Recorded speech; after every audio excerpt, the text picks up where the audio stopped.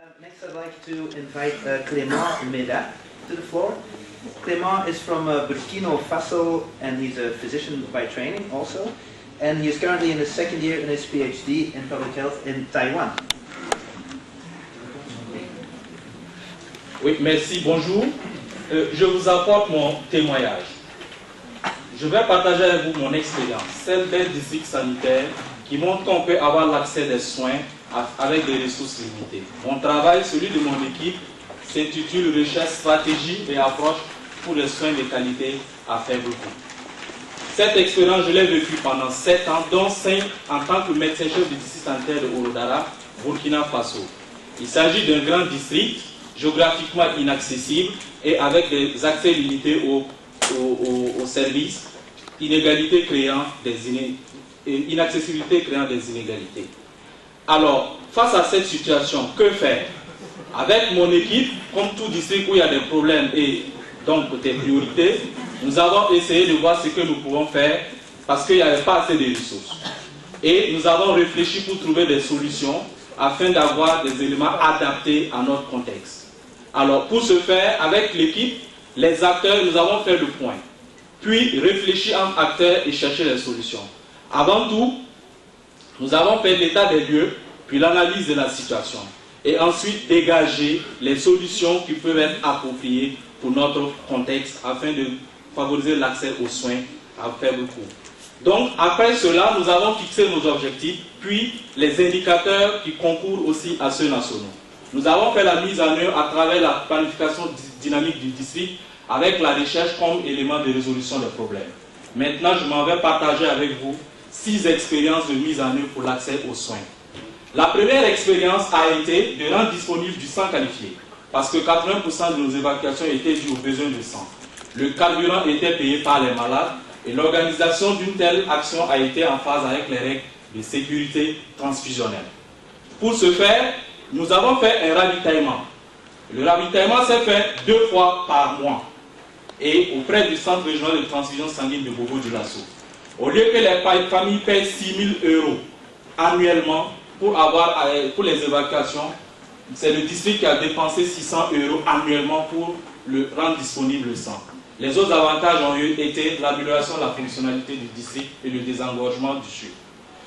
La deuxième expérience a été d'améliorer les compétences des agents à travers la rétro-information et réduire les évacuations. Il s'est agi d'une stratégie simplement de mission trimestrielle auprès de l'hôpital de référence et on l'a fait à moins de 500 € par trimestre. La troisième expérience est en rapport avec l'approche décentralisée, c'est-à-dire la collecte décentralisée des crachats pour rendre disponibles les soins qui étaient inaccessibles du fait qu'il fallait qu'un seul centre. Cette expérience a été menée en 2006 et 2007 et a concerné 99 000 patients, dont 7% étaient tuberculeux. Vous voyez là que le taux de dépistage, le taux de détection de la tuberculose a amélioré, mais aussi l'incidence et la co-infection tuberculose-VIH était de 10,71%. Nous avons pu décentraliser les sites de traitement de la tuberculose et du VIH. Et pour nous, tout supérieur à 10 jours devrait être investigué pour la tuberculose. La quatrième expérience a été la stratégie d'accès financier aux soins obstétricaux d'urgence parce que les kits opératoires revenaient extrêmement chers et limitaient l'accès au bloc opératoire. Notre expérience a été de diminuer les morbidités et la mortalité maternelle en favorisant l'accès aux soins. Pour le faire, nous avons rendu simplement gratuit les kits opératoires, les frais d'hospitalisation et les consultations de contrôle.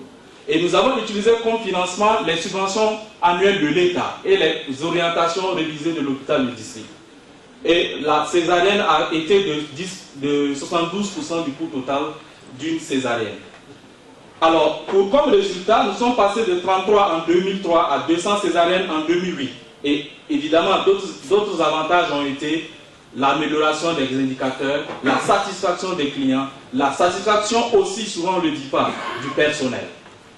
La cinquième expérience a été d'accompagner ce système en mettant en place les ressources humaines qualifiées ou de qualité pour accompagner le système en choisissant ou en tout cas en détectant les meilleures équipes et les meilleurs agents. Et on a fait cela simplement en intégrant nos indicateurs objectifs dans ceux des critères d'évaluation du concours. Et là, vous avez un élément qui mentionne comment nous avons procédé par les notifications. Et on a pu améliorer les indicateurs de gestion et clinique. On a pu stabiliser, motiver et renforcer les compétences des agents pour la qualité des soins, mais aussi des soins accessibles et maintenir les équipes au même niveau d'information, que de la qualité. La sixième expérience a été simplement de partager notre expérience à travers la promotion et la diffusion des résultats. Et que ça soit au niveau du district, lors des réunions trimestrielles et autres. Et là, vous avez là, le logo du journal. Et nous avons aussi partagé cette expérience au niveau international et national, avec le meilleur prix lors des journées des sciences de la santé en 2008. Toute reconnaissance aux efforts d'accès aux soins de qualité à faible coût. Mesdames et messieurs, c'est de dire que pour arriver à conduire ces expériences, il va sans dire qu'on a eu des résultats. Parmi les résultats, la meilleure visibilité des objectifs et indicateurs locaux et nationaux, le renforcement de la fonctionnalité du district, mais aussi la satisfaction des clients, la motivation du personnel, le travail en équipe. Et c'est dit simplement que nous avons pu obtenir ces résultats parce que nous y avons cru et que c'était pour résoudre des problèmes que sur la base des fonds propres du district avec une gestion plus efficiente. C'est vrai que les indicateurs se sont améliorés, mais c'est surtout aussi l'amélioration de l'état de santé des populations.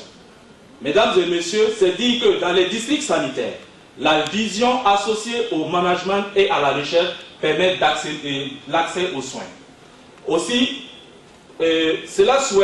nous souhaitons du moins, par vous ici présents, au niveau national que régional, votre appui pour pouvoir faire partager cette vision qui est que, avec le peu de moyens, on peut réussir.